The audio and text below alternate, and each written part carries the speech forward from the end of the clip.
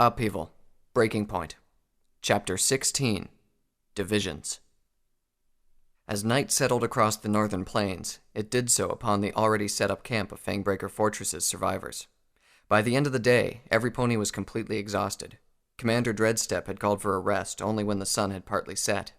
At their pace, they expected to arrive at Bastion City by tomorrow noon. Already, Bastion City's tallest buildings could be seen as small shapes over the horizon. The mere sight of them brought some relief to a lot of ponies.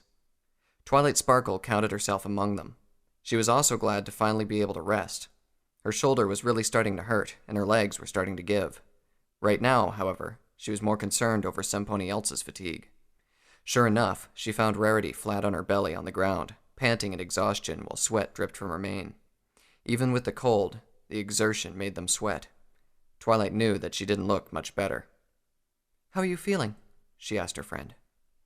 "Utterly exhausted," Rarity replied between pants.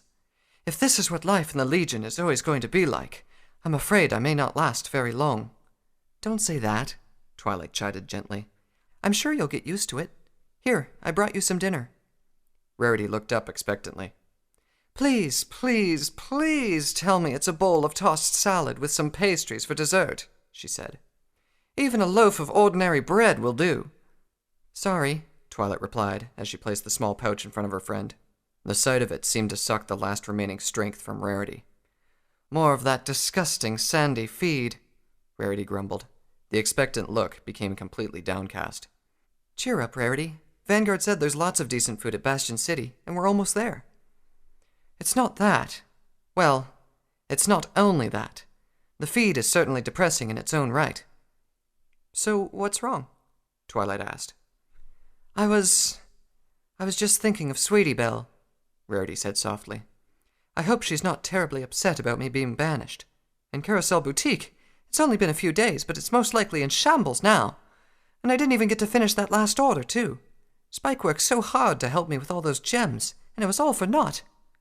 It was Twilight's turn to look downcast. "I'm sorry," she said. "This is my fault." An image of Ponyville came to her mind. How were the ponies taking her and her friends' disappearances? Have they even noticed? What had Princess Celestia told them? To add to her sadness, she realized that she and her friends may have very well been considered criminals since they were banished. And then there were her parents. It must be crushing to realize that their daughter, who had been doing so well, was now in exile. She felt a hoof touch her own. "Don't you think that I'm regretting joining you here," Rarity said with a comforting smile. "That's not true. The smile lessened slightly. "I just wish I was given a chance to say goodbye and set my affairs in order.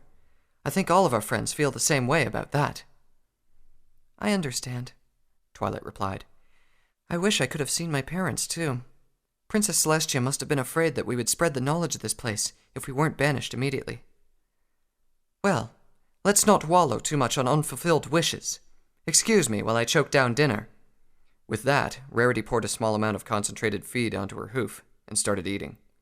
Eating soon turned into a mixture of grimacing and chewing. Twilight nodded and went on her way. She thought of seeing Spike by the wagons to see how he had been doing. Something else caught her eye, though. That and a loud, distinct shout that made her curious and worried. "What did you just tell me, Chosen?" A deep-voiced pony shouted. Twilight didn't recognize the voice, but she knew the tone it took. She didn't like the word chosen, but there were two ways that it was spoken here in the Barrier Lands. There was Vanguard's way of saying it, which turned into a neutral word to say where a pony was from. Then there was the way Pyre said it, which turned it into the worst thing a pony could be. The voice just now sounded more Pyre Valor than Vanguard Clash. "You heard me loud and clear." The response made Twilight hurry. That was Applejack, a rather angry Applejack by the sound of it. She found her friends staring angrily up at a yellow earth stallion. A few ponies had gathered around the spot to watch. "I ain't talking in fancy mathematics," Applejack said. "You ran into me on purpose, and I want an apology." "If you weren't so slow, I wouldn't bump into you," the stallion growled. "You think you own this plane, Chosen?" The stallion stood around a head taller than Applejack, but she didn't back up as much as an inch. "This plane is big enough for both of us, and an army of ponies. You bumped into me on purpose. Now pony up and say you're sorry." "The only thing that's going to be sorry around here is your worthless hide," the stallion shouted. He pushed Applejack with a hoof, making her stumble backwards for a foot. Applejack quickly stepped forward and shoved back. "So it's a scrap you want, huh?" she taunted. "Why didn't you say so?" "The Chosen thinks she knows what a fight is," one of the ponies who were watching exclaimed. "Rough her up and show her how it's done, Stoneshod." Stoneshod raised himself to full height and banged his front hoofs together. That was when Applejack noticed that his hoof had felt cold and hard when he shoved her, and that they clanged when he struck them. "If you're gonna move like a crippled mule, Chosen, you may as well be one," he snarled. Some of the ponies in the background yelled in approval. Applejack held her ground and braced herself. She was still going to kick this pony's flank, but she was probably going to take a beating herself. Nearby, Twilight decided that enough was enough. She pushed ahead, ready to intervene with magic if she had to. The yelling had suddenly stopped, however, and the gathered ponies had parted to let some pony through. "Stand down before I call the Legion police on you, Stoneshod." "Vanguard clash," Stoneshod said in surprise. "What are you doing defending this Chosen? They're a spoiled, cowardly lot. All of them." Vanguard stepped in between Applejack and Stoneshod. "So you're picking a fight with this smaller, unarmed, and untrained Chosen while wearing your tramplers and with your friends nearby because she's a coward? What a hero you are, Stoneshod." Taken aback and embarrassed, Stoneshod hesitated for some time. Then, with renewed resolve, he stepped forward again. "They don't deserve any sort of honorable battle," he growled. "This Chosen is here because she defied her princess," Vanguard said. He stepped forward as well and matched Stoneshod's stare. "She's been banished for believing that Equestria's division is wrong. You will show her respect for that." "I'll show her how we deal justice!" Stoneshod suddenly pushed past Vanguard to lunge at Applejack. For his trouble, his face encountered a pair of back leg hoofs. Applejack had aimed well. Her kick struck Stoneshod's chin with a resounding thud and the distinct crack of a bone fracturing. The force of the blow knocked him right on his back a few feet away, where he lay for a while, his eyes wide with surprise and his jaw slung open. The collective gasp of surprise escaped the gathered ponies. With a fierce cry, Stoneshod struggled to his hoofs, only to fall flat on his belly when something landed on him in a streak of red. "Assaulting an unarmed civilian!" Scarlet Rabbit crowed as he sat on top of Stoneshod. "We're looking at 30 lashes there, Stoneshod. I hope some pony remembered to take a whip from the fort. I only had time to save some booze." Stoneshod struggled against Scarlet, but the Pegasus's weight was too much. "You ponies over at Special Operations think you're so high and mighty," he growled. He winced in pain and clutched his jaw. No assistance came from his friends, and when he looked up, he found the group already dispersing as a trio of barded ponies made their way towards him. He recognized the barding. Legion police. "Sounds like loser talk from some pony who didn't make the cut," Scarlet said with a laugh. He flew off Stoneshod as the Legion police moved in. Several minutes passed as Vanguard explained the situation to the Legion police. With a nod, they escorted Stoneshod away while the other ponies returned to their business. Twilight and the rest of her friends came over once the Legion police were gone, and they settled down around a campfire that Scarlet had set up. "What was all that commotion about?" Rarity asked. She looked disapprovingly at Applejack. "Rough housing with the legionnaires already?" "He started it," Applejack replied. "He's going to have to see some pony about that jaw." Fluttershy spoke worriedly. "I hope Dr. Redbrand doesn't yell at him too loudly. It looks like it really hurts." "I heard Scarlet say something about lashing," Pinkie Pie said. "Are they going to pluck his eyelashes for being a bully?" "Maybe, if they didn't get a whip from the fort before we ran for it," Scarlet replied. "That's ridiculous," Rainbow Dash remarked. "And I hope this Dr. Redbrand does yell at him for being a jerk." "Are you all right, Applejack?" Twilight asked in concern. "I'll be fine," Applejack answered. She turned her attention towards Vanguard. "Thank you kindly for stepping in. You distracted him long enough, at least. I hope I didn't make too many enemies." "You probably made a few less," Vanguard replied. "That's quite the kick you have there. If you were wearing tramplers, you might have taken his head off." "Years of apple bucking," Applejack said proudly. "A farm pony, Have you worn barding before?" Vanguard asked. "No. I tried out Big Macintosh's collar once. Would that count?" "We can work with that. They'll probably put you in infantry, depending on how well you handle barding." Vanguard patted Applejack's shoulders and back. "Looks strong," he commented. "You might make it to heavy with some training." "What about this special operations that Stoneshod was talking about?" Applejack asked. "Is that your group?" "Special Operations is made up of small squads of different ponies," Vanguard answered. We serve as troubleshooters for the Legion. Could any of us end up in special operations? Rainbow Dash asked. I doubt it, Vanguard replied. My squad itself just lost its unicorn mage, an earth pony skirmisher, He added darkly. But we recruit from within the Legion, among experienced legionnaires. It's unlikely that new recruits will head straight to our squad. What about unicorns? Rarity asked. Where would we go? The Legion can always use more unicorn magi. It depends on the spells that you have, though. Offensive casters get bundled into firing lines, while the defensive ones tend to be distributed. There's still the problem of you chosen unicorns having to deal with using magic outside Princess Celestia's realm. Isn't there something that can be done about that? Twilight asked.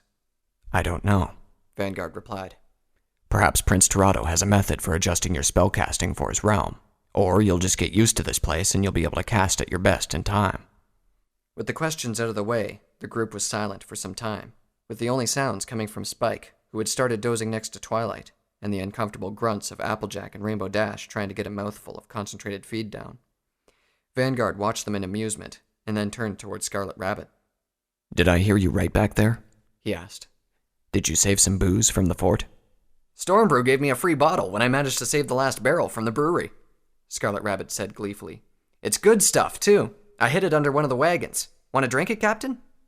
Our new friends look like they need help in swallowing my father's feed, Vanguard replied with a grin. Scarlet Rabbit was gone in a streak of red as soon as Vanguard answered. A few seconds later, he was back with a bottle damped in his mouth and several glasses in his forelegs. What's that? Twilight asked as Scarlet poured his captain a glass. The liquid that flowed from the bottle was clear and sparkling. To her surprise, small arcs of blue electricity appeared in random intervals in the liquid.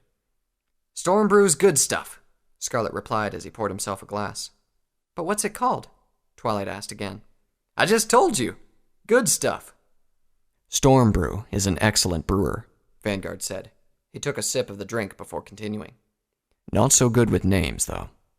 I'll try some, Pinky said with enthusiasm. With an approving nod, Scarlet handed her a glass and poured her a drink. Here goes. She emptied the glass in a single pull. That's not a good idea, Vanguard said as he watched the pink pony. He backed away slightly, still remembering the last pony who underestimated Stormbrew's good stuff. That was delicious, Pinkie Pie said. It's like punch, but not very sweet and really smooth. It leaves this tingly feeling in your tongue and then leaves a cool feeling in your throat. Is that barley I'm tasting? And then... She froze at mid-sentence and looked straight ahead of her. Here comes the kick, Vanguard said. Arcs of electricity surged through Pinkie Pie, causing her mane to stand on end. A trail of smoke left her mouth as she spoke. Awesome! She gasped and then fell to her side. Worried, her friends looked her over while Scarlet held his sides and laughed. So, who else wants a glass? Scarlet asked. No pony took up the offer, so he poured himself another drink before watching Pinkie doze off with a smile. She's good, though, he commented. Maybe I should introduce her to Stormbrew. What was her job in the Heartland? Vanguard asked. Well, she lived with some bakers, Twilight offered. A baker, I'm not sure about her fighting skills, Vanguard said. But maybe she can be a lot of help to my father. She might even make that sandy feed you all hate so much tasty. A worthwhile goal, I assure you, Rarity added.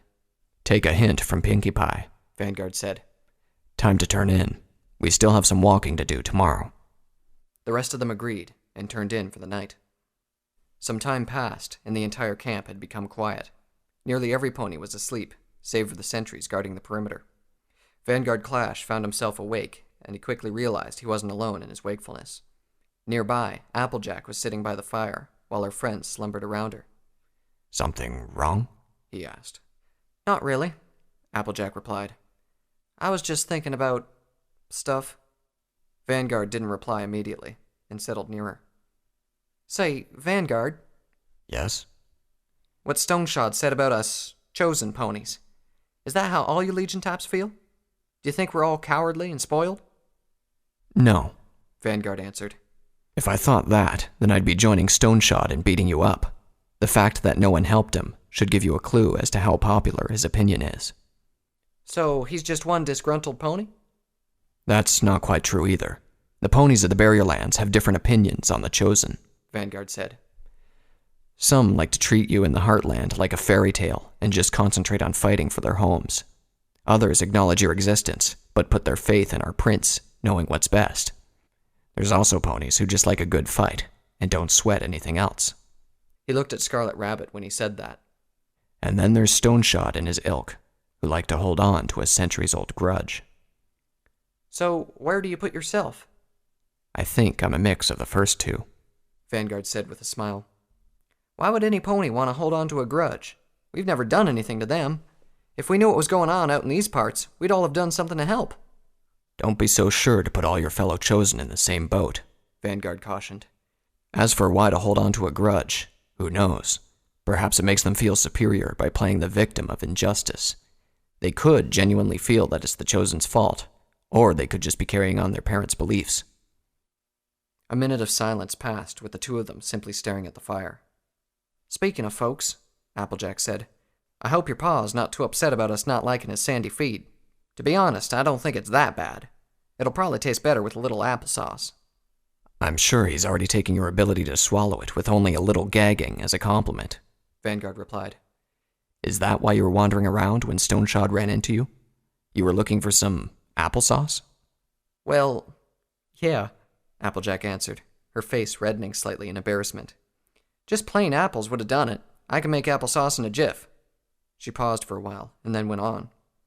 What about your ma? Is she in the Legion too? I'm avoiding her for now, Vanguard replied. At least until I have access to an actual hospital. I'll be lucky if she doesn't assault me on our way to Bastion City. Applejack laughed slightly before speaking. Sounds like one of my aunties, she said. She was quiet for a while, and Vanguard noticed an air of melancholy around her. The smile on her face quickly faded. Must be nice working with your folks in the Legion, she said. I see, Vanguard replied. He patted Applejack on the shoulder in an awkward attempt at comfort, once more wishing that he had the voice for this. Perhaps it will help if you look at it this way. Applejack looked at him curiously. At the sight of her scrutiny, Vanguard coughed slightly before continuing. Though they're far away and you miss them, try to take comfort in knowing that they're far away from all of this, and that they're safe. That's a nice thought, Applejack said. To Vanguard's relief, some of her smile managed to come back. Thank you kindly, Vanguard. That's real nice of you. Vanguard coughed again and looked away. Now get some rest, he said. You'll lose the respect you earned today if you collapse in exhaustion tomorrow. Understood, Captain. With that, Applejack settled in between Rarity and Rainbow Dash and closed her eyes, leaving Vanguard alone to stare at the fire. The flames reminded him of the unicorn mage his squad had lost. I don't care what she intended. Her actions condemn her. Hundreds of good ponies are dead, and the North is in danger because of her loyalty to the truth. By the Prince's law, I will kill her the next time we meet. He had sounded so strong and determined back there. He wondered if Twilight Sparkle even believed a word he said about being able to kill Pyre Valor just like that. She likely saw right through him. Pyre Valor had been one of his very few friends for a very long time. There was no way he would be able to kill her and feel nothing. He felt a little pathetic, sitting by himself in front of the fire. He was the captain of only one pony, and his failure to arrive in time still loomed from the north. Helping these chosen, however, gave him some comfort. He had never been one to make friends. He was lucky to have met Pyre Valor all those years ago, and he knew quite well that Blademane was not really his friend, but Pyre's. Scarlet Rabbit was an accidental friendship. He remembered being back in that Wolven's tent and realizing how little he had when Pyre Valor left him to die. It was a dark and terrible feeling. A feeling that he could put behind him now. I've lost 2 and found 6, he thought. Not a bad trade in the end. A few more minutes passed, and he settled down for some sleep himself. Tomorrow, Bastion City awaited.